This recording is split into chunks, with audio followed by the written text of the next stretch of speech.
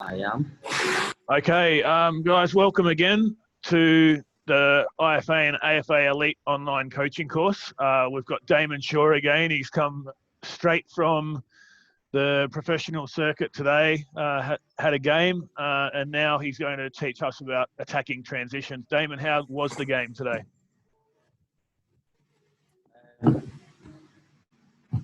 Well, actually, we played 3 games this weekend. It wasn't a professional tournament. It was just an amateur invitational tournament, a friendly invitational thing. So I'm just getting a couple of people to the room again. Let them in. So we had these 3 games, and there were so many transitions, so many examples that I could have shown, but obviously to turn around the video in the time before I got here, it would have been impossible. But it would have been some great examples of transitions. So if I do get the video, I'm going to try and analyse it for the benefit of my team, but then I'll share it with you guys as well. So the first 2 games were 4-4 and 6-6, and it was just end to end. And then today we had to win by 3 goals and then hope the other teams drew, because it was a round robin. And did it happen? So we won 5-0 this morning, which was much better than yesterday, because I really hate conceding, but they conceded 10 yesterday and I got so angry. But then today we won 5-0. Then we were waiting for the result of the other game, and it had to be a draw. And it was close. We knew it was going to be close, and then I think it was a last-minute goal to equalise, and that won us the mini tournament.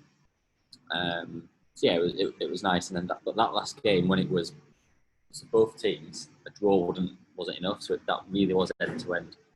It was all out attack because they had to score. A draw wasn't good enough for anyone, so it really was a lot. So many transitions end to end. It was really good. Good to watch. Not good for the teams. And there's a point that I'll mention today that transitions are great for the spectator, but for coaches, we hate them. No, I hate transitions. I mean, yeah, you need to, if you can master them, then brilliant. It gives you a bit more sense of security, but they're horrible. As a coach, they're horrible. But that's what makes futsal beautiful, and yeah, that's why people really like it. I think because it is end to end, and even though we know maybe the quality is a bit lower if there's so many goals and so many chances, I think it's what actually makes futsal what it is.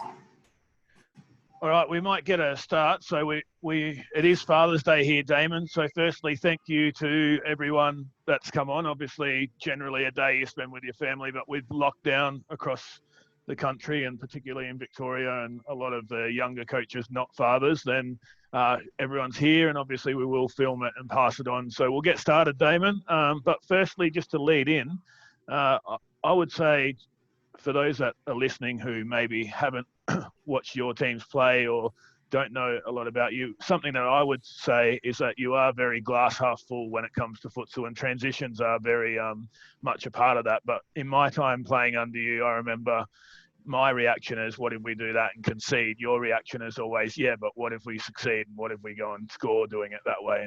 And quite brave in that sense, sometimes to our undoing when I was playing in the team. But do you do you still have that thought process? And that will lead us into starting, I guess, and you can go from there. So one of the things I said to my team today, I called a timeout, particularly to give this message that we were winning 4-0. We needed to win by 3 clear goals. And they were still trying stupid stuff, trying diagonal passes when there was a pass to the side on. They were trying dribbles, they were shooting from distance, all things that give the ball away and could easily lead to a transition for the other team, a counter-attack for the other team. So I called the timeout and said, boys, what are you doing? We don't need to score. Yeah, okay, we could score. You know, most of the time you do have to take the risk, but when you're in that position, when you're leading 4-0, when the game's in your control and you don't need the goal, then you shouldn't, you shouldn't really then be pushing it and forcing it to get that next goal. Play simple, and I keep telling this to the teams that I coach, play simple and the chances will come. whereas they try and force it and they surrender, they concede a lot of counter-attacks, and especially in futsal when one goal could change everything. And even the 6-6 and the 4-4, yes, time between any three team winning that tournament. You know, there were so many occasions yesterday when they tried to force something and then they lost the ball to the counter attack. So it's about game management, and I think players do want to try things, which is natural, and you do want to encourage that. But also they've got to have a bit of sensibility. Is that a word? Sensibleness. Sorry, when you learn the language, get English words. You have to have a bit of sense about them and not always go for the killer passes or the dribbles and long shots and stuff. You just got to try and play the game and build it up. So yeah, I'm still quite cautious. Not cautious. I like to play attacking and direct, but I like the players to know when and where to do these things. So yeah, I think. All right, good lead. That can lead us in. I didn't have a really good segue there, but we'll get going. I will share my screen again. There's a couple of slides that will repeat because obviously we're digging into the details from the first week. Share screen, here we go. There we go, tapping transitions, so I can skip through that. Logos. Did you check out coachfutsal.net, Corey? Not yet, no, but I will, because I need to speak to Ali about getting a copy. So I'll get your password if I can. So if we do that afterwards. Yeah, just remind me later, and I can even walk through you with it a bit. So I think that picture there was after a bad referee decision. Any referees in this group, Corey? No, we keep those separate. Yeah, good. Okay, so just to reiterate and recap on how's my sound, by the way, because I remember watching the first week back and it seemed a bit jerky on my headphones. It's a little jerky compared to the second week, but it's similar to the first week. I think that's down to my headphones. If there's anything you miss or anything, then just give me a note. Yeah, I'll put it in the group. No problem. Okay, so let's look at the phases of attack again. Today we're going to talk about the one which is counter-attack. Now, quick attack, it's a definition that's come from the UEFA coaching manual. I'd still call it a counter-attack. In general day-to-day use, I'd still call the moment you get the ball and then before you start positional play, those two phases, counter-attack and quick attack, I'd still call them counter-attack. Even if it's just one player going one-on-one, I'd still use counter-attack. So there's not too much difference between counter-attack and quick attack. So we'll be talking today most about counter-attacks with a numerical advantage. And specifically, we'll probably go a bit more into detail with 2v1s and 3v2s because they're the most common. So yeah, we've seen this slide before. I don't want to go too much into it again. Opening up, once you win the ball, this is a vital phase of the game. Basically, once you've won the ball, your next decision it's key. It's key for that player, and there's a lot of mistakes in this moment as well. If you lose the ball now, it's even more dangerous because you're going to get a counter of your counter attack. So the job of the player that wins the ball, I think it's Pep Guardiola in his Barca days used to say that the job of maybe Sergio Busquets when he won the ball back, so he was to intercept the ball and play the first pass he sees, rather than trying to do something himself with it. And I kind of agree with that. I think once you've won the ball back, most of the time you're going to be a little bit more fatigued, a little bit more tired because of the fact that you've just won the ball back. And sometimes it might be an easy interception, but occasionally you've put in the effort, exhausted a bit of your energy and you've got the ball, your next decision isn't going to be your best because of that situation you find yourself in. So your first thought should be, what's the next best pass? I mean, if you find yourself through on goal, okay, yeah, that's the best decision. What I've seen is winning that ball, and without thinking, they put their head down and dribble, and they lose it straight away. And that's because they're tired, because maybe they've not been told to, win the ball back and get that's your job done. Play the easy pass. So yeah, that phase, the opening up, it's absolutely vital, and you really need to get into your players what they do with the ball when they've just won it back.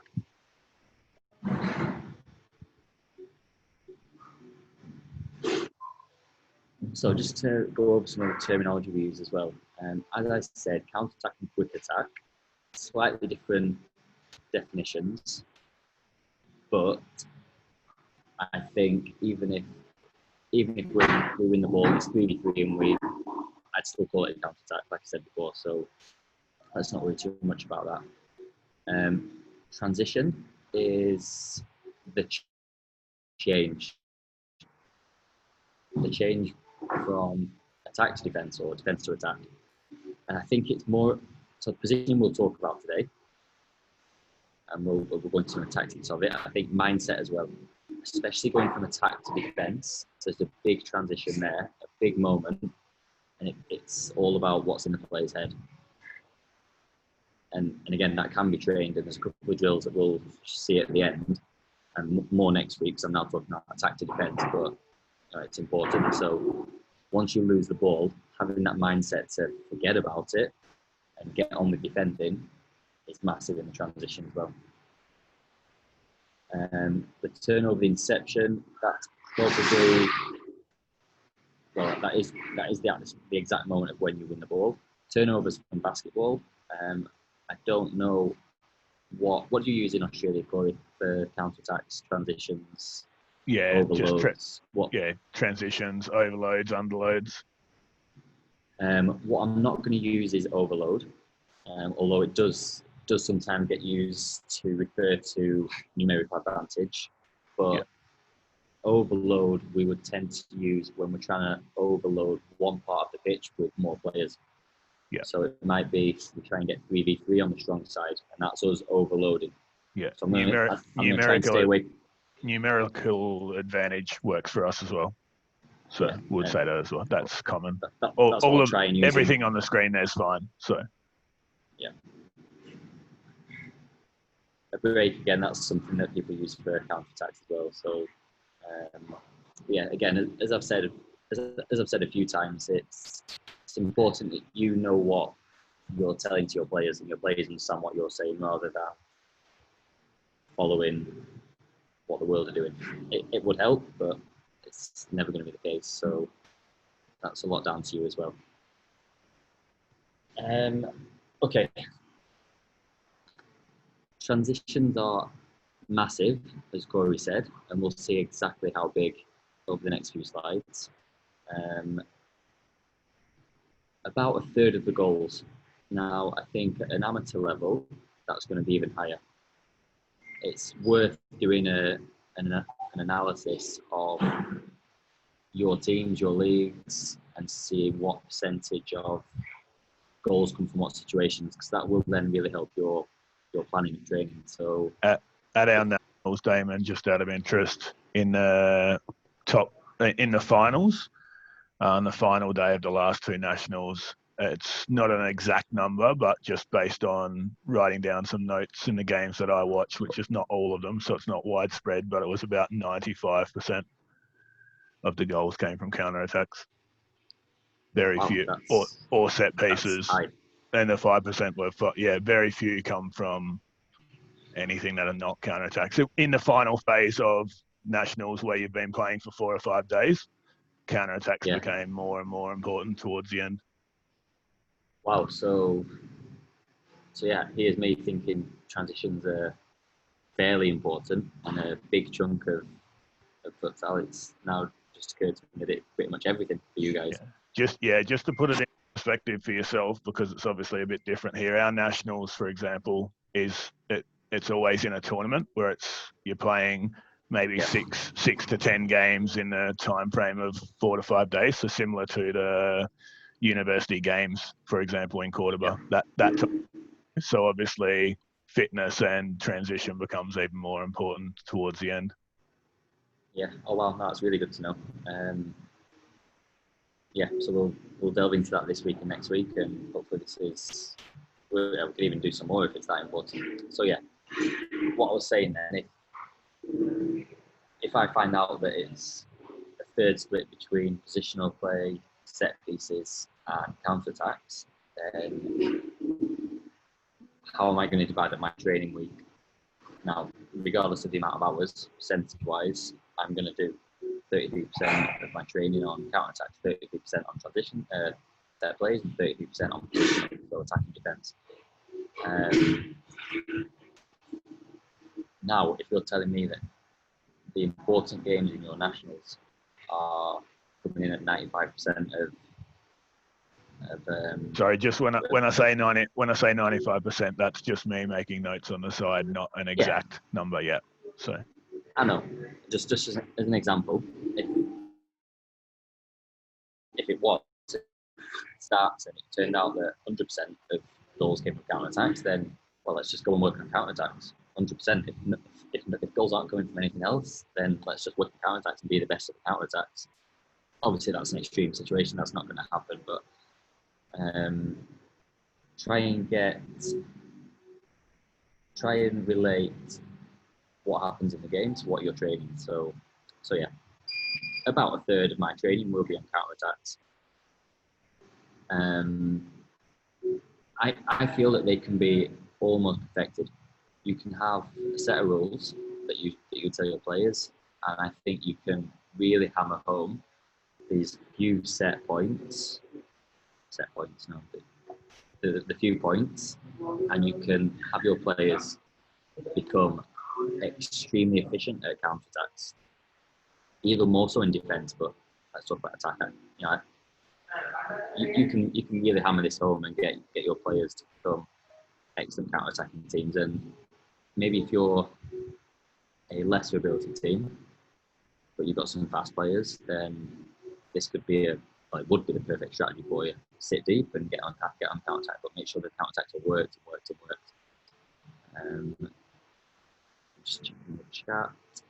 Okay, sorry. I just added a notification for the chat, that's all. There's no one coming in, right? No, every now, okay. No problems. Every now and then I'll just post something in the chat, Damon, rather than interrupting. Yeah, I just thought it might have been someone wanting to come in. Okay, next slide. So I've got some work from Sergio Muller. He's a Spanish coach currently working in Hungary, and he shares a lot of his stats, and he has done for years. So when I was looking for the stats, I went direct to his Twitter account and came across all what he's done. So he works in Hungary. So this analysis, I think, was from maybe a couple of seasons ago. And here he's got 30% of the goals in the whole league coming from counter-attacks. So 80 out of all the goals, so that's 30%, come from counter-attacks. Now he's listed them as transition and ball theft. By ball theft, I think that's winning the ball in the first line, so right across the goal and finishing, which you could call it a counter-attack. It's not something that you particularly need to train. It's more of a finishing exercise, but it does count as a counter-attack goal. So that's Hungary, 30%. This is World Cup 2016. 91 out of the 423 goals were counter-attacks. That's 22%, a bit lower. But obviously, we're now looking at elite, like the very best. Damon, just on a World Cup, obviously, that's the stats for the whole World Cup. But at the business stage of the World Cup, where you have the top nations playing each other, I assume it would be a higher percentage than when you have, for example, Brazil playing Solomon Islands and winning 28-0. you'd assume that they wouldn't have that many counter-attacks in that type of game comparatively, or is that just an assumption? I don't have the actual stats, so I don't want to say for sure. But yeah, you're probably right. I mean, a 28-1, was it? I think one goal for Solomons is probably a counter-attack, and the 28 goals from Brazil, probably not counter-attacks. More than likely, because Solomons generally won't have the ball. Yep. So yeah, you're probably right with that observation. I didn't get the stats broken down, but we'll look at the Euros as well. So the 22% might be higher actually in the latter stages. So yeah, it's probably going more toward the third. And that's compared with 28% positional play, which probably a lot of them were the 28 goals for Brazil. 20% set plays, and then special situations just like fly goalkeeper. I can't remember what else I put on there, but yeah, so it's a bit lower in the World Cup, but for those reasons you said. Now this is Spain and Hungary last season. We're looking here at counter-attack again, transition and ball theft. We're looking at 27% for counter-attacks in Spain. No, sorry, in Hungary, and in Spain, 21%. So that's quite low actually for Spain, which ties in with the World Cup number. So yeah, I mean, it's interesting. It's not that hard to do. If you get the highlight packages of each game, you can quickly go through and mark down what each goal, categorize each goal, and quickly do a analysis of it.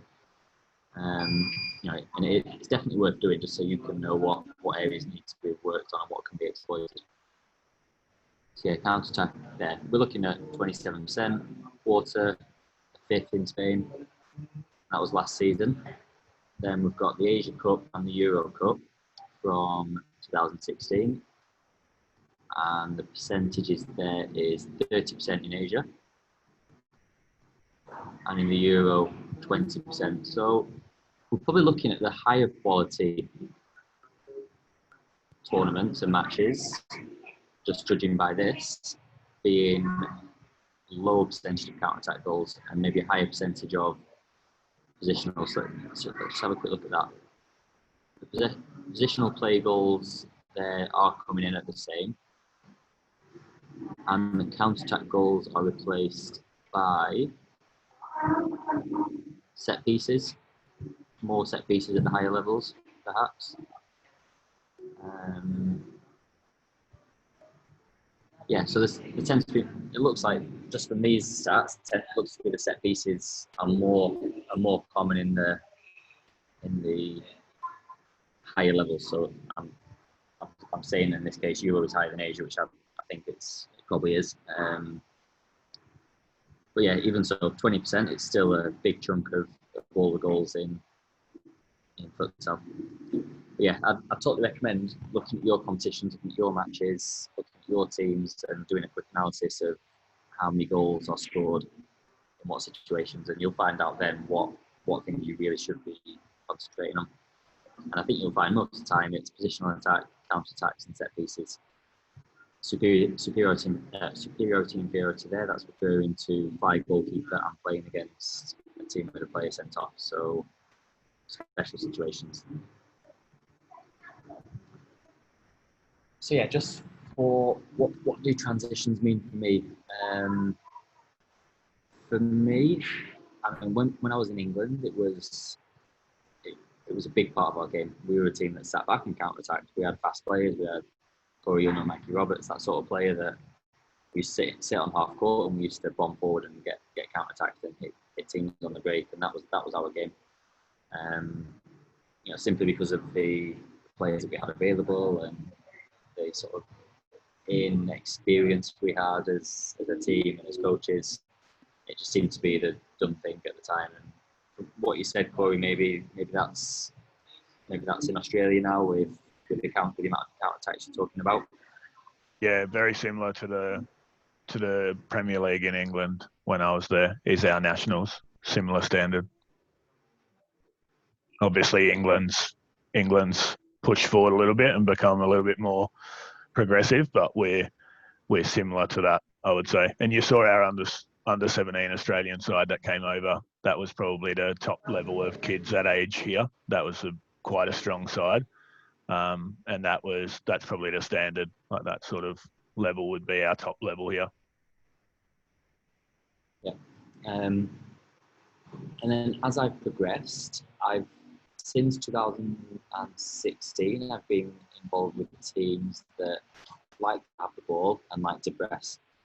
Apart from maybe 1 year at Tranmere when we were a young team in the Super League and we were more of a counter-attacking team. But out of the last 5 or 6 seasons, I've been in teams where we've dominated possession and progressed and wanted to be the stronger team, the dominant team. And all those times we've been the anomaly in that league. So in Malta there was 10 teams and only 2 teams ever pressed. The rest were just sitting deep, very little tactical guidance. They were just teams that sat deep, really hard to break down, and they tried to get you on the counter attack. And it's hard. My last game in Malta was 5-1, and we had 80% possession. And you find that these teams very hard to break down. Usually because maybe the coaches are less advanced. I don't think the players were particularly worse, but the coach has decided to use that tactic because maybe they don't believe in the players or their players are. What you find, or what I did find, whether this is the coaches instilling this, but these teams had a back to the wall mentality. They had they just had this resilience about them. And I found that in my first game in Malaysia as well. We had this team that just had this amazing fight about them. And when you get a team that is defending together, fighting for everything, and you'll just find they get galvanised. And then when they score, wow, that really does give a team that's sitting deep, and that's their aim. Once they get ahead, they're like, wow, this is working. It is. It is really hard then to get back into a game where a team's got that boost and they're on fire, so to speak, in defence. So for me, our counter-attacks generally tend to be shorter. That's not the same. We had this question a few weeks ago. It's not to say that I will never play counter-attacking. Sorry, I'm actually dying. I think sometimes against those teams, it's a good idea to drop to halfway, put your fast players on, and maybe use that as a tactic against these teams because fight fire with fire, play them at their own game. But yeah, if you're a team that can dominate defending deep and counter-attacking, you can create a really good back to the wall environment. I'm even thinking maybe Jose Mourinho style into that sort of team where defending becomes the bread and butter, and I'd love to be that sort of team. Even now with pressing, I'd love to be the team that values defence over anything, because once you've got that, then I think you've got a great base to build on. So yeah, that's a bit about my relationship with counter-attacks, and it tends to be now where our counter-attacks that we use, I think I focus now more on 2v1, because if we do win the ball back, it's quite high up. You've got less defenders to get past. And yeah, a third of my training will be counter-attacks. We'll probably touch on it most days. It's a good exercise to do in the part just after a warm-up before you go into more positional attacking defensive sort of things. So the first training session, so maybe the first 15-20 minutes after your warm-up, great time to put in counter-attacks, the physical benefits as well. And there's not many things that you can tell your players, so that's why I said before, it's something we can affect. There's not that many different coaching points. You can add lots, you can add whatever you want, but there tends to be a few easy points that you can get across your players and keep reinforcing it. And like I said, in attack and defence, the players need to have attitude. They need to run, a lot of running. It's whether in attacking defence. If your players aren't committed to the counter attack, they're not going to arrive in the second because they're not going to be there to finish it. And when I was in defence, they're going to concede goals, but they need that attitude to get forward, bomb forward, know that that's the game plan. As soon as we win the ball back, where they need to be running, where they need to be opening up, that sort of thing. So, and yeah, in terms of attack, if we know how to defend the counter-attack, then it gives us a bit more confidence when we are attacking. Any questions so far? Because now we're going to go a bit more into the technical, tactical, and just have one question so far from Darren Yates. He says, in transition, when losing the ball high up the court, do you prefer to try and win it back ASAP or drop back and get organised first? Depends, and we'll answer that next week. So that's defending transitions. Yeah. So remember that question. But yeah, that's something we'll cover next week. So I don't want to waste too much time on it. But yeah, it absolutely depends. If you can, I think once you lose the ball, I think the person close to the ball should press the ball straight away, a couple of seconds, and then we need to drop back in short. But yeah, we'll cover that more in 2 weeks. Yep. Any questions about attack? That was it. That was the only one. So. Okay, good. So when we're attacking transition, so we're now talking, we've just won the ball, what things we've got to think about. Now, this is more a tactical thing, just the next slide, but in a counter-attack, there's no rules. You don't have a defender, an attacker, a winger, because you don't know where the counter-attack's going to start from. No two counter-attacks are the same. There's thousands of different variations. You can't prepare for everything. So yeah, it's important that the players are two-footed, which is, in general, it's helpful if players are two-footed. I'm not saying that you need to have all two-footed players, but if they can use 2 feet on a counter-attack, it's just going to help you out a little bit more. There's an outside of the foot pass, which I wanted to get a video example of, but I didn't have time to get videos loaded up. Disguising the passes, dribbling. Now you'll see when it's a good time to dribble. Shortly, we'll talk about that. Body shape and positioning, because you're going to be receiving a quick pass. You need to be able to make the next pass, hopefully at 1 touch, but certainly in 2 touches. So your body shape and positioning is very important. Tactically, and we'll get the tactical part up in a sec. Tactically, the width of, it's important where you stand. You don't want to be narrow, obviously, but you also don't want to be too wide. Again, we'll talk about that on the tactic pad soon. Use of the channels. So generally there'll be 3 channels on a certain 3v2. I wouldn't recommend crossing over. It can happen, and there are times to use it, but I try to clear on players to go direct to the wings and 1 in the middle. So if it's a 3v2, but direct rather than overlapping, underlapping. You tend to waste a bit of time if you do those moves. Speed's important, but so is slowing down.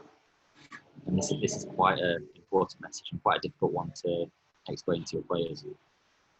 It's quick. It's got to be quick. It's going to be over in 3-4 seconds because the defence is coming back.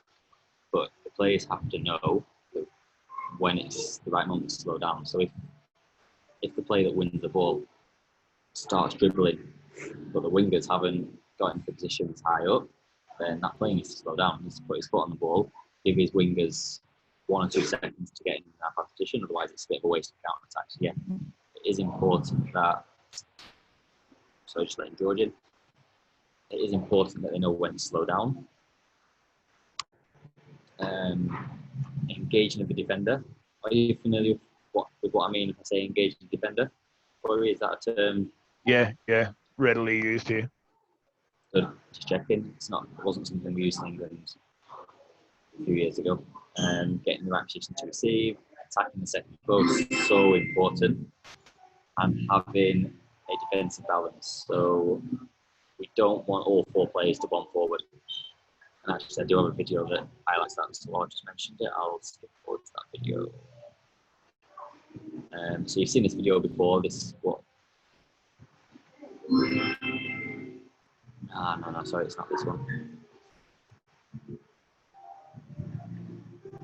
No, wrong video. I'll try and get it up after.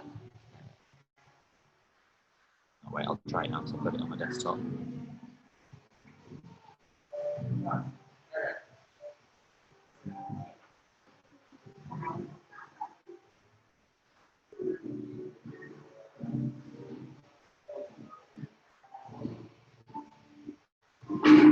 I think it was... Yeah, it was this video.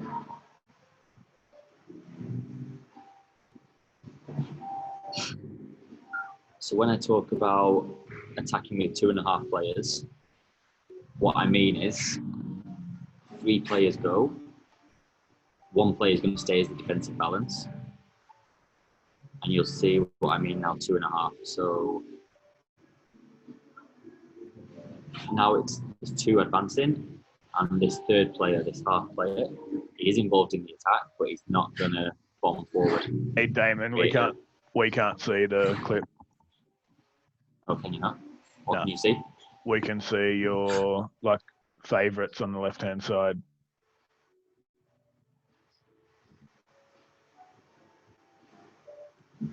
Okay, now you can. Got it now. Yep. Okay, sorry, I'll go back. So we can also hear some weird music. Is that the cafe? Sorry, let's have to put up with that. I mean, yeah. Right, so 2.5 players is what I was talking about, and we've got this player's defensive balance. He's going to stay in the zone at the back. Then you've got 2.5. So what I mean by that is 2 players go in, and the 3rd player not going bombing forward and creating a problem if they lose the ball. So he's going to be the half when I say 2.5.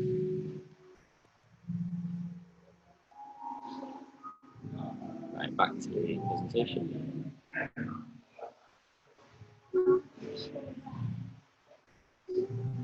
It's not too loud, is it?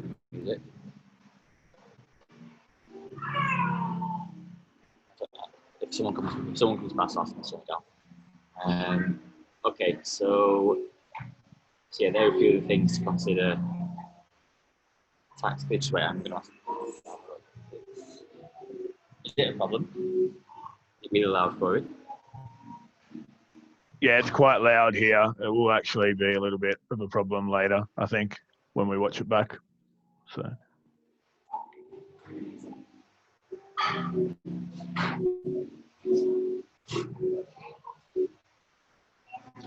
Just for everyone that's in now, obviously internet's a problem in Malaysia, so this is the best internet Damon can get. Yeah, I don't have internet at home because they don't do it in my flat. And yeah, I think I'll try not to do it. They don't have the music so loud in the background. Right, okay. Now we're going to go through the 1 versus the goalkeeper, which is still a counter-attack, but this is what Sergio referred to as the ball theft. So winning the ball in the first line and having a 1v the goalkeeper. It's not something you would dedicate a whole session to, because it really is. You're going to find certain players that have got this naturally. Yeah, everything's trainable, but you're going to find that certain players, you'll know it. You'll have a player 1v the goalkeeper, and you're like, oh, why is it him? Or why is it that player? We've all had that moment when you wish it was your top finisher, but again, we can't always be that lucky. So we have got to give some coaching points to all the players. Like I said, counter-attacks have no roles. You can't choose who gets involved at what moment. So the important things here for the 1 versus the goalkeeper, you've got to finish. And that means either a goal or it's got to go out of play. If we shoot straight into the goalkeeper's hands, then we're going to end up with if it's the 1v the goalkeeper on the other side, it's going to be a 4v3 with counter-attack. So I would recommend the players shoot high and powerful. Just take a quick note. I can't complain that they're making food, but can you hear that? Yeah, we can. Sorry, just have to make do. So yeah, high and powerful, because you'll know goalkeepers when they do cross position, there's a bit which cover the whole of the bottom of the goal. So let's try and aim high and over that, or between the legs again. These are small coaching points for any finishing session you do. This is it's going to improve the one versus the goalkeeper in this counter attack. Just in case you didn't know what a 1B the goalkeeper was, it's that situation. Yeah, but use this slide, that one anyway. 2 versus the goalkeeper. Now, again, this is quite rare, but it does happen, and we're going to discuss this more when we're defending, because this is advantage attack, obviously, and 9 times out of 10 you expect the 2 players to score, but you can train the goalkeeper probably a lot more than you can. You can gain more advantage as the defence here than the attack. The attack should score. So we'll talk about this in 2 weeks, about from the defensive point of view. However, in attack, again, it's important the ball's got to go out of play or into the goal, because there's a 4v2 waiting for them to exploit. Trying to get the goalkeeper to commit, so we're going to try and engage him, leaving our teammate towards the second post and with a tapping into an empty goal. How can we do that? Maybe a fake shot, paint shot. The pass into the teammate. I've seen so many of these opportunities where they engage the goalkeeper, the player's at the second post, but the pass is behind the player, or the pass is wrong, or too soft, or too hard, and they miss a perfect chance to score a guaranteed goal.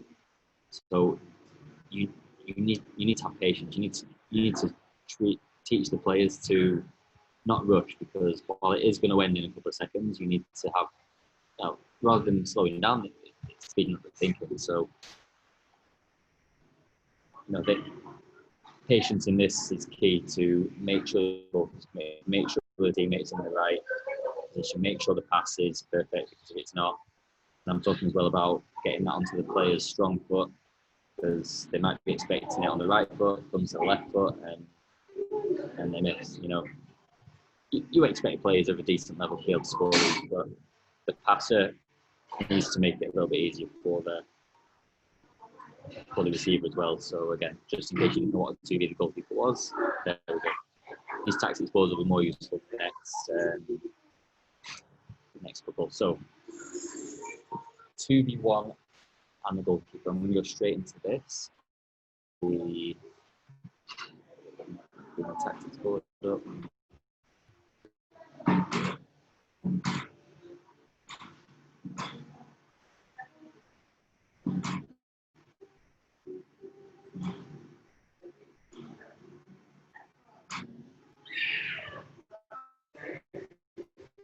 Right, so you should.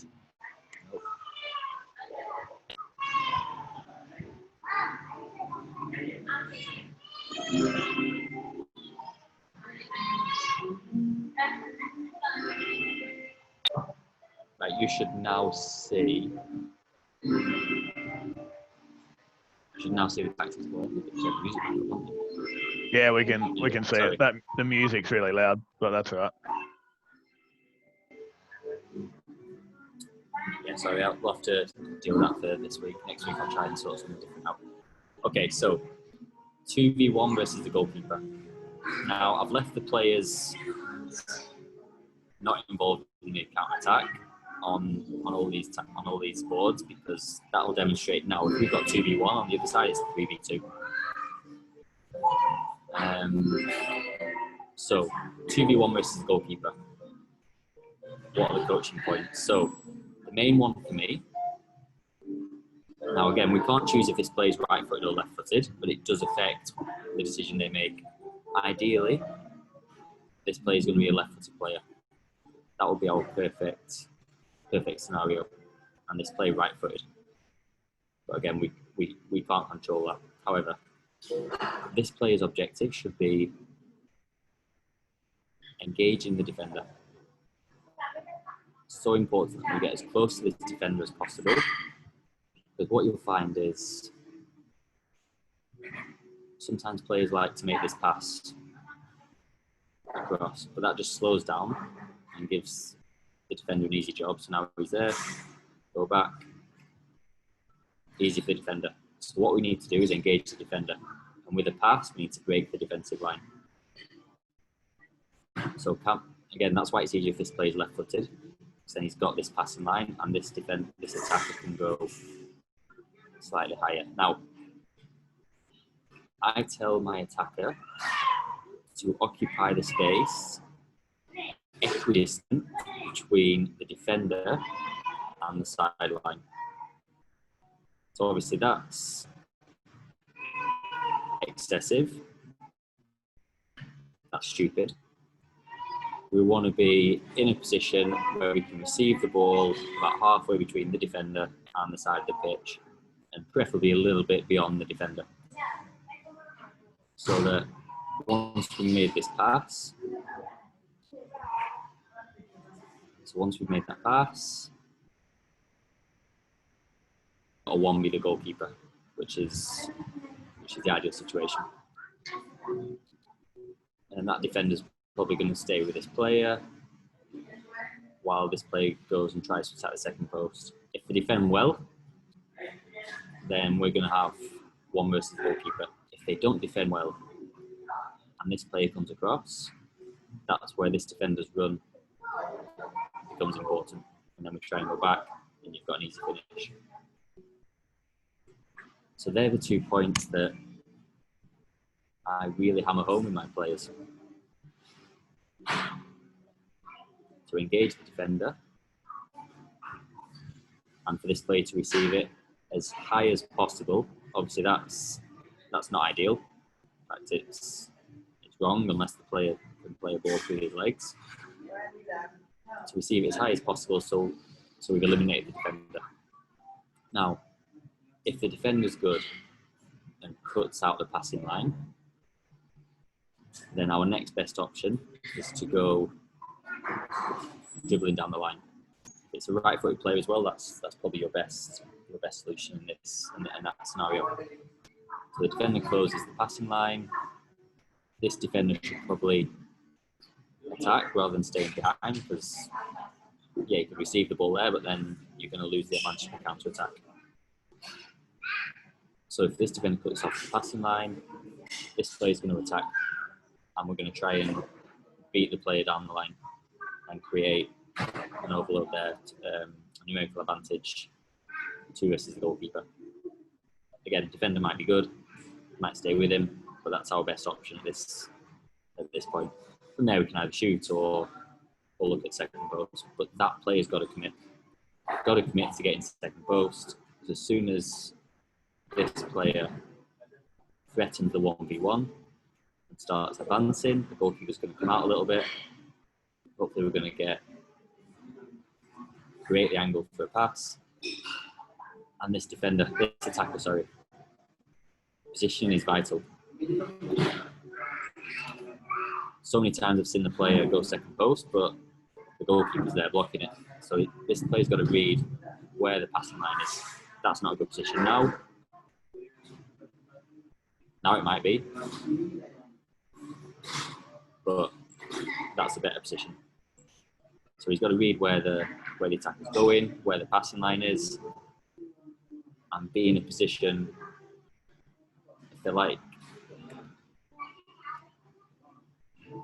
that, facing the goal, then they're going to struggle to finish.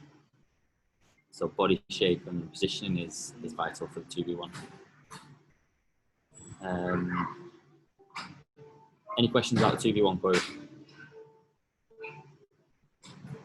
No, that's all fairly straightforward. Yeah. Like I said, I think the important part is that this is one way to do it, and that, like, same with everything that we go through, is that there are different ways of doing counterattacks, and probably what you pointed out is making it as simple as possible for players is going to give the best chance for them to succeed in it, because if it's complex, then a counter-attack happens so quickly. It needs to be something that they understand fully, and you're better to have something, you're better to coach something that you really understand and do that really well than to try and make something too complex for your players, especially in transition where it's so quick. Yeah. I mean, when it comes to 2v1s and 3v2s, there's less options than when we talk about 3v1 and 4-0. But yeah, each version, you're going to find that you'll have 2 or 3 things that you can then hammer home to your players week in, week out, and you can get them perfecting how you want to do the counter-attacks. An alternative might be asking this player to go down the line.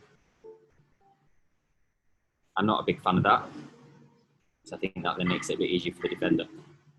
But if they do go down the line, then you're creating that goalkeeper's going to come, and this player then get in behind that defender. But yeah, what I'd recommend doing is coming up with your own model of play, exactly how you want to do things. And for the 2v1s, break it down into 2 or 3 points and work on it. Make sure your players can do this week in, week out, scoring lots of goals in training, make competitions out of it so that they do value finishing and scoring. But yeah, 2v1 for me, engage the defender and this player to be 50% between the defender and the sideline. So when they receive it, they're in a great position for a shot.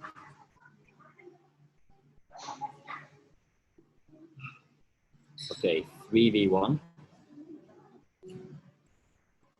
Another rare situation, because it's not often you'd get, I mean, it does happen, so it's worth talking about. The key here, very similar to 2v1. We're going to engage the defender, first instance.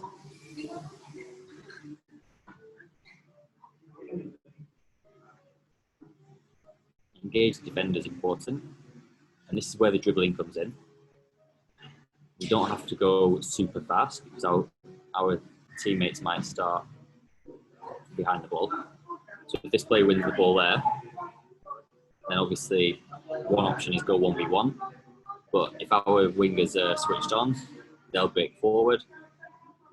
And this player would do well to take a moment to put his foot on the ball, wait, dribble slowly, wait for his wingers to catch up with him. But if we can engage the defender, then we've got 2 passing options. And it really doesn't matter which direction they choose. Choose your best finisher, choose it's a right-footed player there, go that way, then he's on his right foot, ready for finish, second post pass. The attitude here for getting second post and bombing forward, absolutely vital as well. But I think for the 3v1, the main coaching point is for the wingers to get high, this player to slow down, and engage the defender. Those 3 things, I think you'll dominate most 3v1s. And this is a great exercise you can do in a warm-up. It doesn't happen as often in matches as a 2v1 or a 3v2, but it's worth having your players know what to do, because it can happen.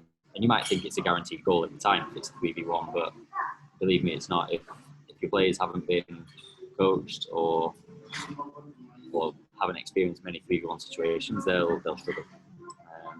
Yeah, there's a great chance they'll score freestyling it because it's good advantage, but it's not guaranteed. So, yeah, like I said, this is a good warm up. We do 3v1s in the warm up before a match. Not too stressful, not too pressurized, nice and easy. And I always make this player who receives the ball unlimited touches, and when they pass to the winger, one touch, and that's for the warm-up. The wingers, positioning wise, they don't need to be in the same line as the defender, because it's not a 2v1 anymore. They can go a little bit higher. And as long as they're always in the passing line, able to receive it, body shape, open, able to receive it, 2 touch, 1 touch, and make a pass or a shot, then they're in the right position. defender might force you one way, and then, but yeah, a 3v1 defender's at a severe disadvantage. So play to the attack you can see, and again, make sure you finish, because if you don't, 3v1 on the other side against you. Okay, 3v2. 3v2 is probably the one we train the most. Just have a question here, Damon. So there's a question from Manny Serapis saying, what about blocking your defender when passing the ball to the flank? On a 3v1 or 2v1? Manny, you there?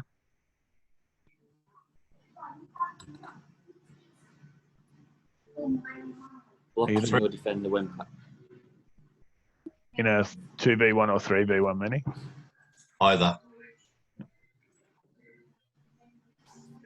Actually, yeah. So, yeah, of course.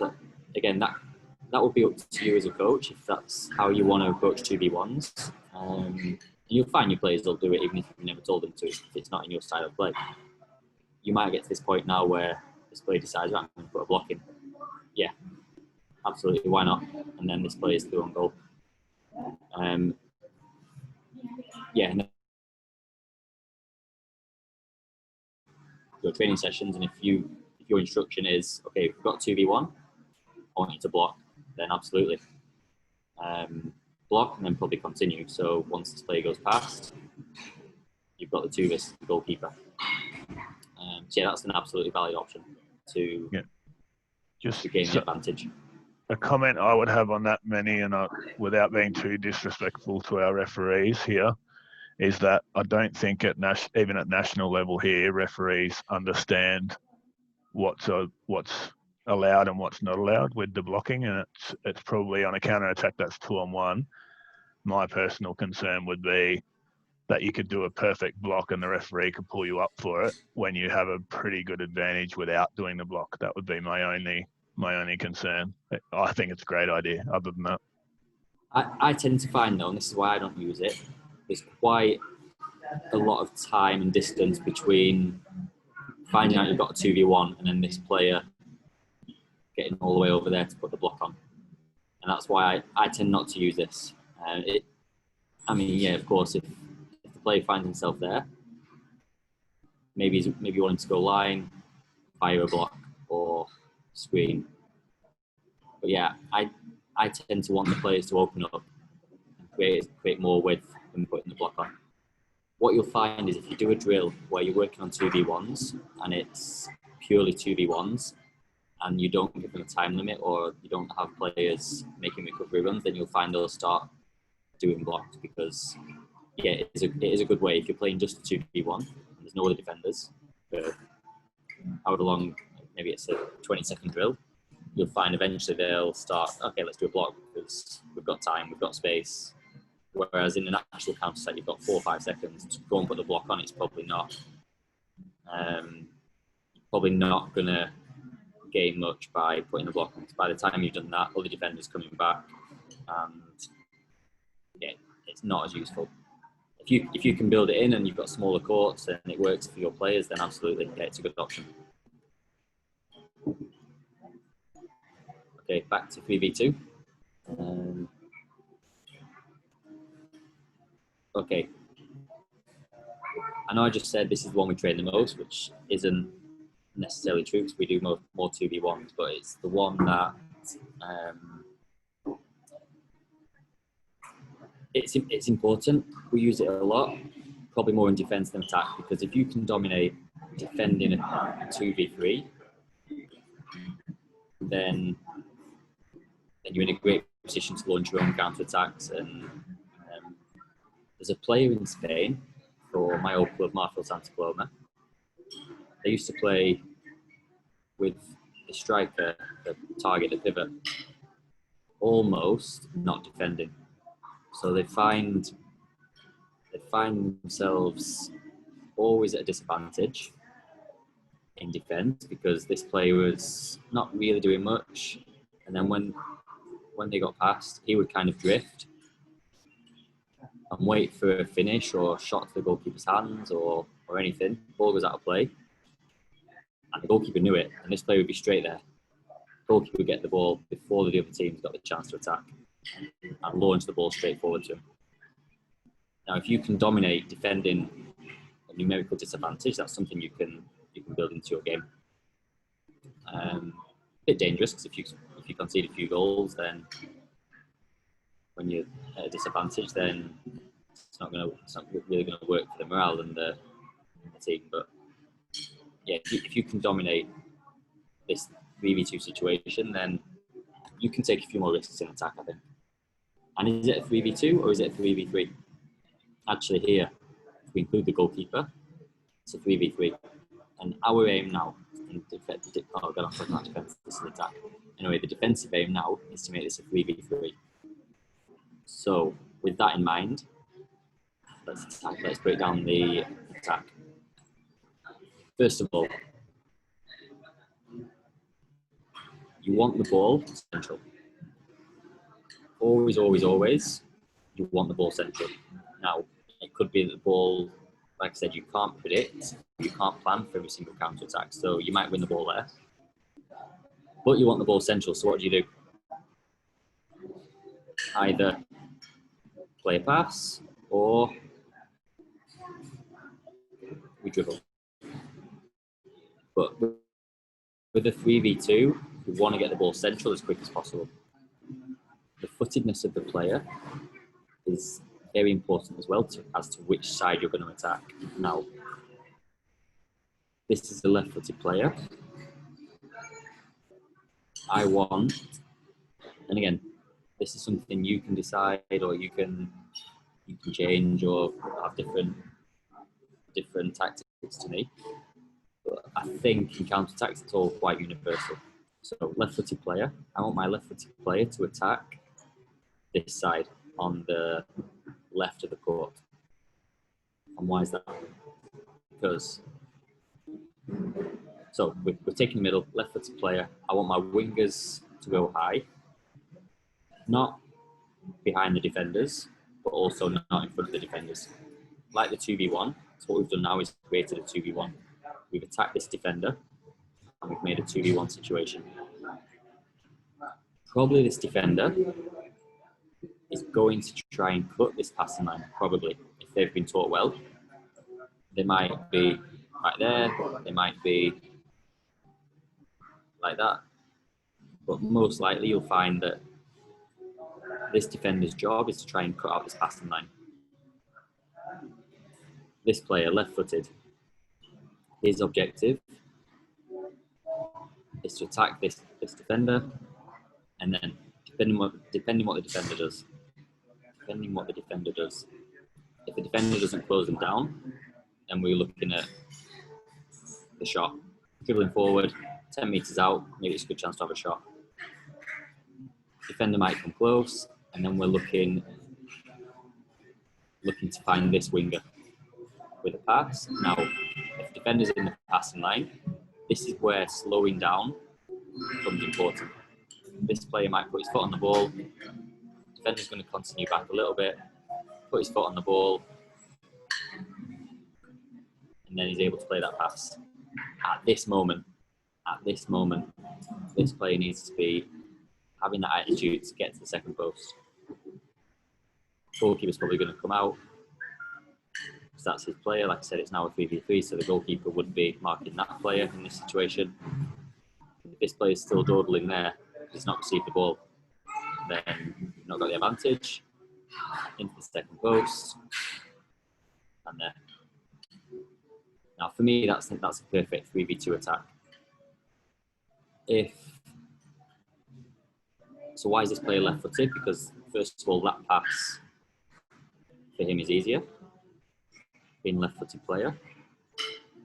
But also now, if the ball gets passed here and this defender comes and is quick enough to block any second post pass, then any pass now back to this player sets up perfectly for a left-footed, or conversely on the other side, right-footed. So from there, left-footed, first time or second time shot, and you've got an excellent chance to finish. You've got to read the defence. You can't force your players to always say, once you've received it there, once you've received it here on the wing, go second post, because the defence might block it, your players might not be in the right positions. Yeah, lots of different situations that affect what decisions the players make. So yeah, for the 3v2, take the ball to the middle, wingers get high, as high as we can, able to receive it while also being in an actual dangerous position, because yeah, you can receive the ball there, but you're not really going to create an advantage by receiving it. As high as we can. Damon, just a good question from Brett Bedgegood here. So once the middle player has played that pass, so they've drawn a defender and played the pass, should they then cut through the middle after playing the ball, or should they drop to cover? As in?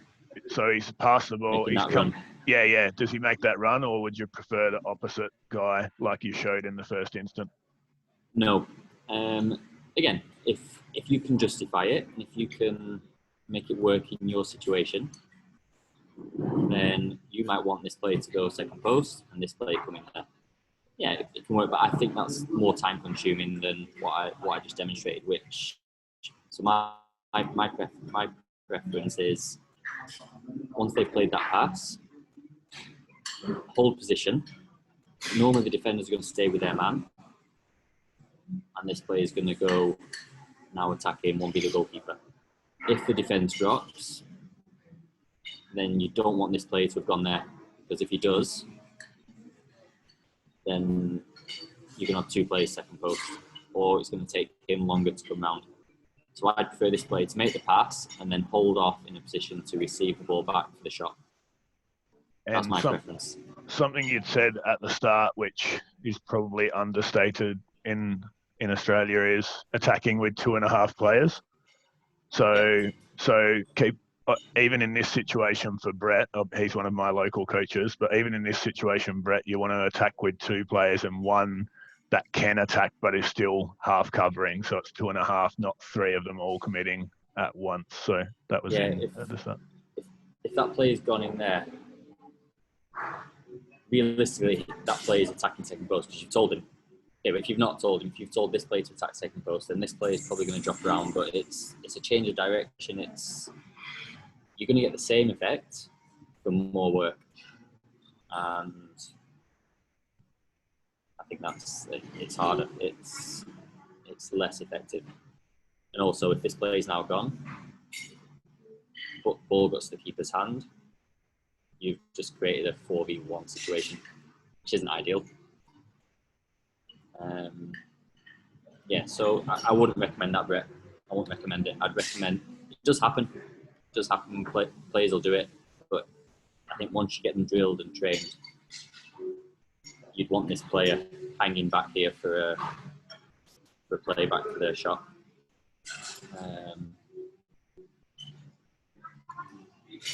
If the defence, that's still a left-footed player. As I said before, I'd want the defence to be set up, staggered like that, to try and force them to play that way. However, the defence might go the other way. So yeah, the objective of the defence is now to create a 2v2. We'll talk about that next week, but so the defence is trying to create a 2v2. This is left-footed player. If that player can make this pass, then even better. So that's now, well, I mean, it's a very similar situation, but on the opposite side. Second post, and this player won't be the goalkeeper. If, however, the player is forced to play this way because the defence has done a good job, then what this player needs to do is try and play a first-time pass to the second post. But we don't want to try it. We want to avoid this side. So here's a 2v2. And we're to be an advantage, we want a 3v2. So if we play this way, it's a 2v2. If we can, we want to go that way. And if this is a right-footed player, you'd want him to step on the ball. Defender drops a bit, and we try and play that way. So you always want to try and play on the side where the defence is, so the defence is blocking their right-hand side. You want to try and play on the opposite side of them, sort of opposite the diagonal. So the defence in the diagonal, we want to try and play behind that where we can. I think that's it for the 3v2. Take the middle, wingers go high, and the central player to hold back for the second shot, and the third winger to go second post. I think they're the main key points that you get from 3v2. I did manage to get one video into the presentation. I think this shows a 3v2. I can't remember what I was going to say about this video, but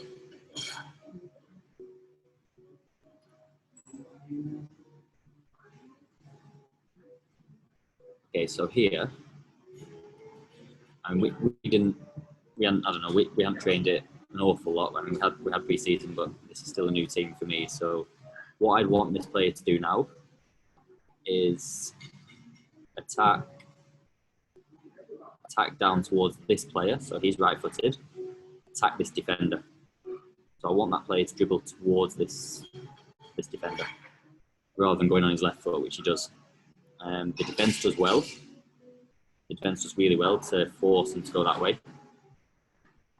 But I'd probably want him to put on the ball and maybe try and get the ball to the number 8. Now, in 2-3 seconds, it's hard to fault him for what he did, but yeah, ultimately, that's what I would have wanted him to do. If I can during the week, I'll try and send some videos through for you, because I wanted to get a few more video examples into this presentation, but like I said, I didn't get around to it. So, on to some training session examples. If there's any questions now, or if you're starting to think about questions, send them through and we'll... Something to add, Damon, if people, it's a lot to take in for some, so we sent out the 2 videos of the first 2 sessions with Damon on email, so you should get a lot coming through.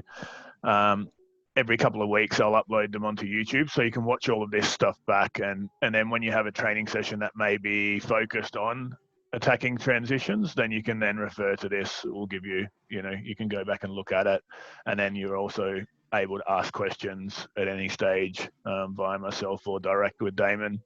We can get copies of videos and that type of thing. Yeah, for sure. Now, if I attend an online class or a futsal session like this or a course, then I like to have it as reference. You're not going to, when you're planning training sessions, there's absolutely no harm in referring to your notes or going back to classes or going back to videos. So keep all these as a reference and use them for the rest of your life, the rest of your coaching life, and come back to it and write down little points, little coaching points for the different situations and build into your game model, which I think I said maybe in the first week it's a good idea to start writing one. Okay, I'm going to go through a few training session examples to work on a couple of things we've talked about. Just let me make it full screen again.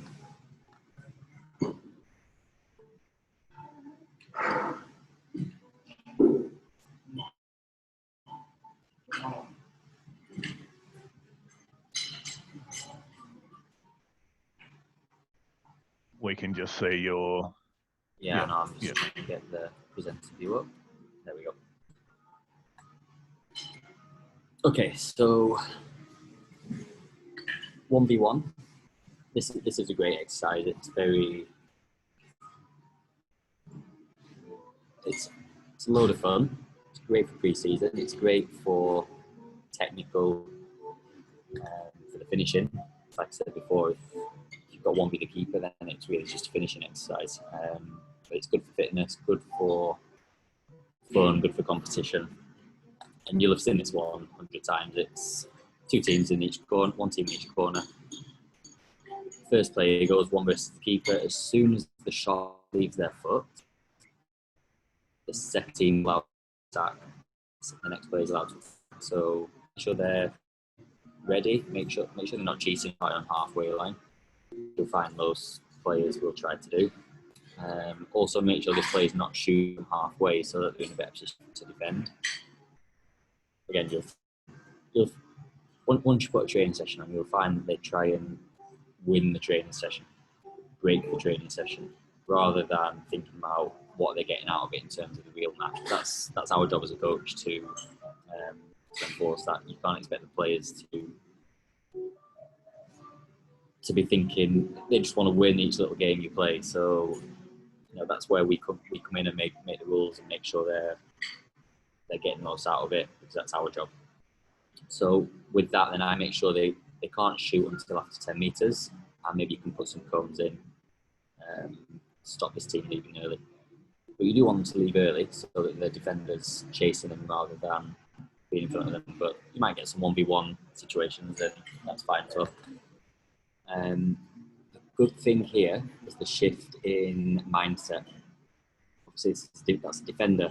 It's a defending aspect, but as soon as they shoot, you're going to want them to switch into defensive mode, which is, you can train it, and this exercise is great for that. So as soon as they shoot, most of the time, put the head in the hands while the other players bear down on goal. So no, you can really get into the heads on this one and make sure once the shot's left the foot, switching on to defence.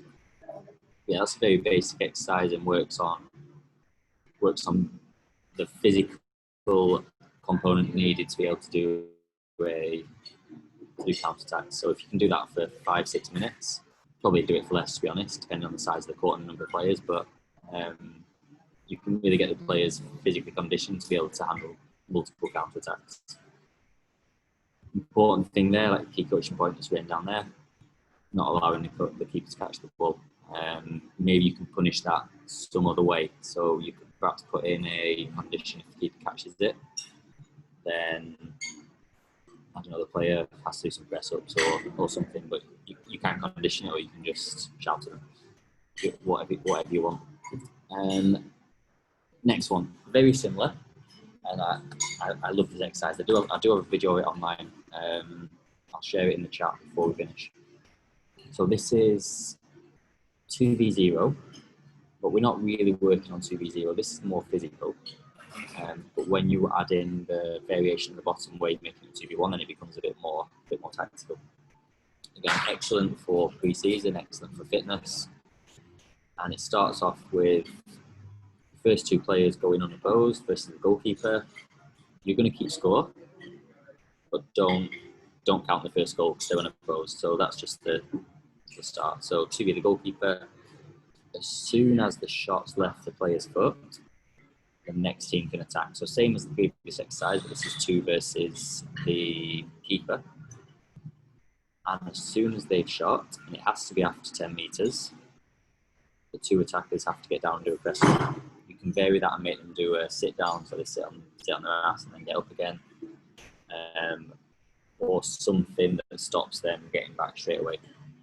So you're creating a situation where they're bombing forward, press up and bombing back.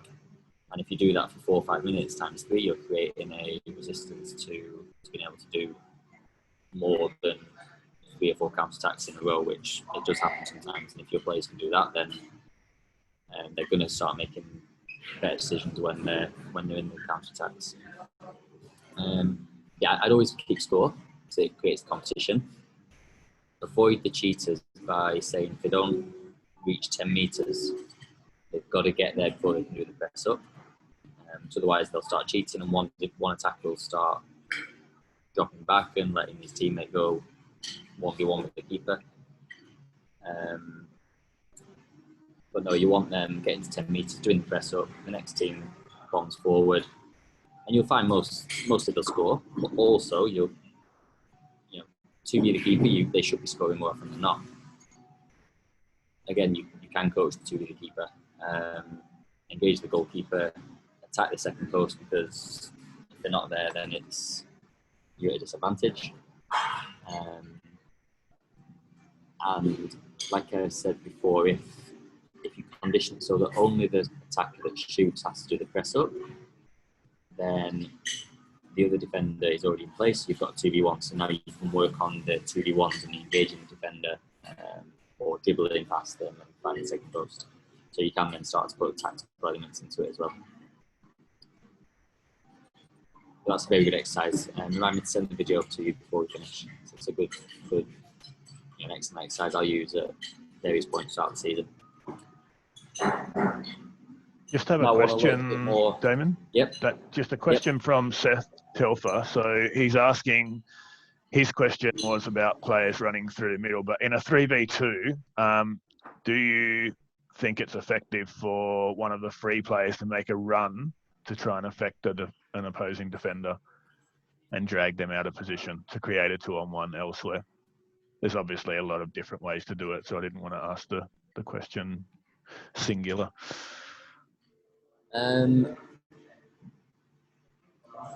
Yeah, of course. I just think stuff like that, it's more suited to when you're playing 4v4 or 3v3.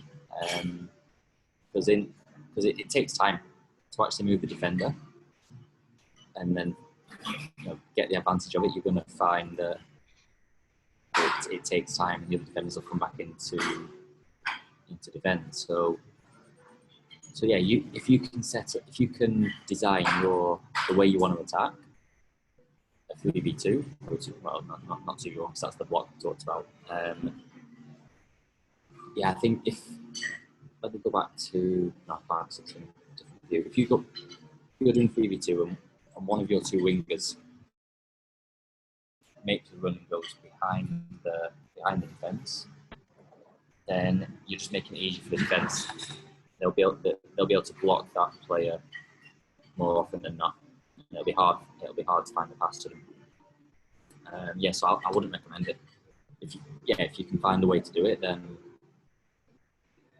you're gonna have times when it happens and it comes off. The amount of times that I, under my breath, I say something bad to the players for them to score from it. The amount of times I do that,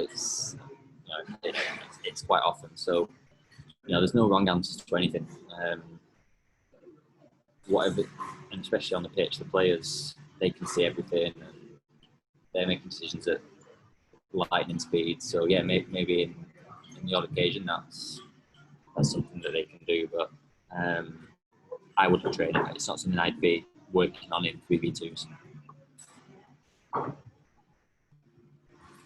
Okay, next exercise. Is that okay, Corey? Yeah, perfect. Okay, this is a good exercise for you're going to work on all the different aspects of counter-attacking. So you're going to get 1v1s, 2v2s, you're going to get 3v1s, 3v2s. And this one, again, it's good fun. You'll see most of my exercises are team-based.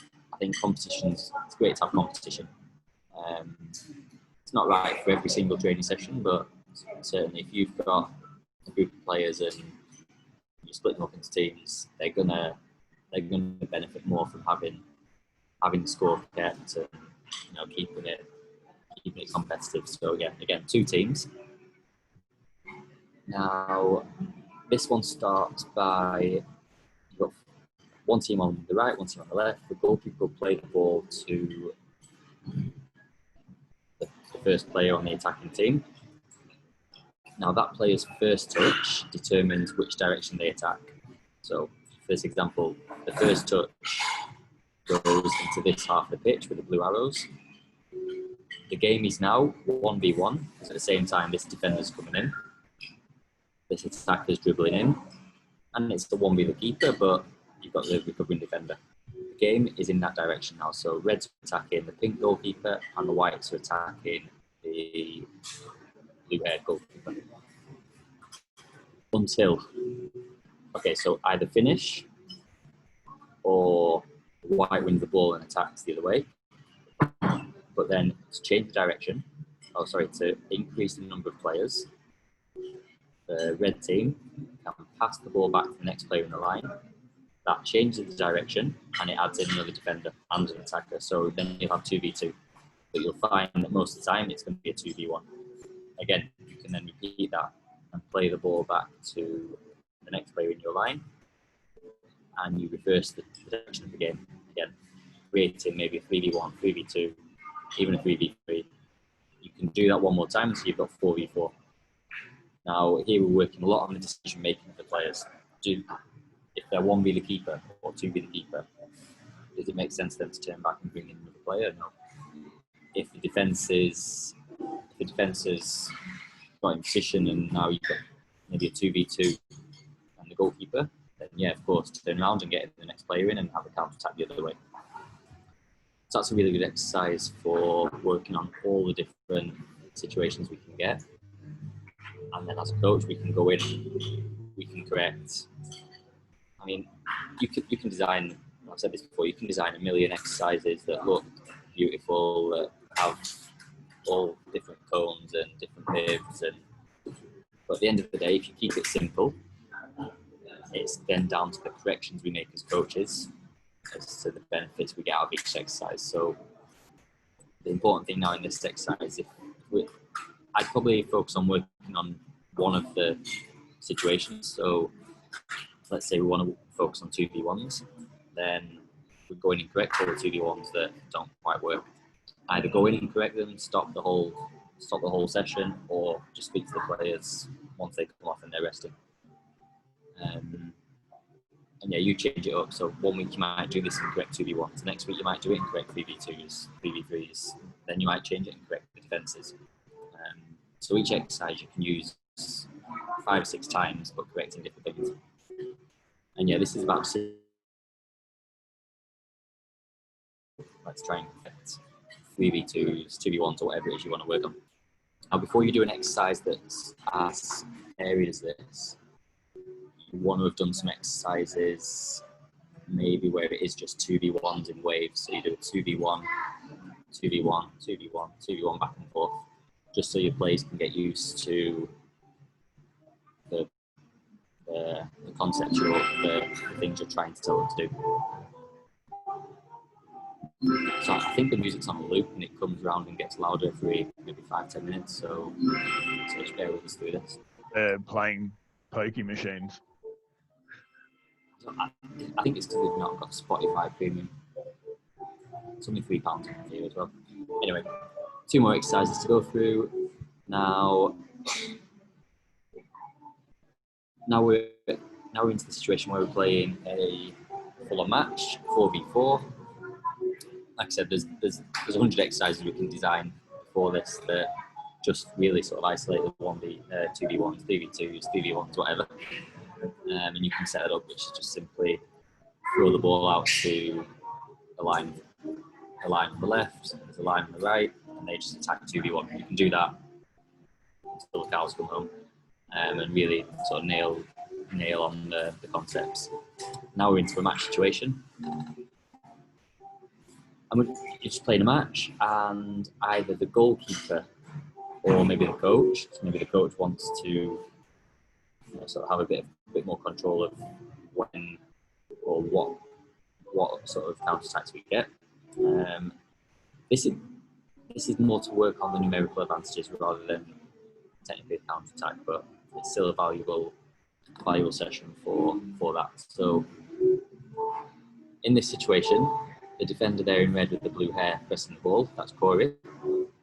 And the goalkeeper or the coach in this situation would shout Corey's name. And that means Corey instantly has to go and touch the post before they can defend again. Creating that would be a 2v1 situation. So Corey's gone, the attacker goes down the wing and you've got 2v1. So if the coach sees that situation developing and calls that, then you can really isolate 2v1s in a match situation. If it's the goalkeeper doing it, maybe they're not really thinking about when to call the name as much as the coach is, but also the coach might be a bit too focused on the correction. So do what works for you. But calling a player's name, making that player leave, is going to create a lot of situations of numerical advantages. So they're 2v1, 3v2s, 4v3s. That's just a really good exercise to end the session with. It's a real match, but a few conditions that will give you the outcomes that you want. So if we're working on transitions, then you want as many transitions in training as possible. So Next one, very similar. We're going to play a full match, 4v4. But now, again, the coach is in charge. The coach will either blow the whistle or shout change, and the match changes direction. And it could be at any moment, so you've got to see then when the situation is developing and when would be a good time to change it. So maybe if they're through on goal, one with the keeper, it's not a good idea to change direction because then you're not creating a counter-attack situation. But in a situation that's demonstrated there, if you change direction, blow the whistle, that player turns around and you've got certainly a 2v1, might be a 3v1 or a 3v2. So yeah, games like that you can condition a 4v4 game to create yourself lots of transitions, lots of counter attacks. And that is the end of me talking. Certainly take some questions and go into a bit more depth if people want to.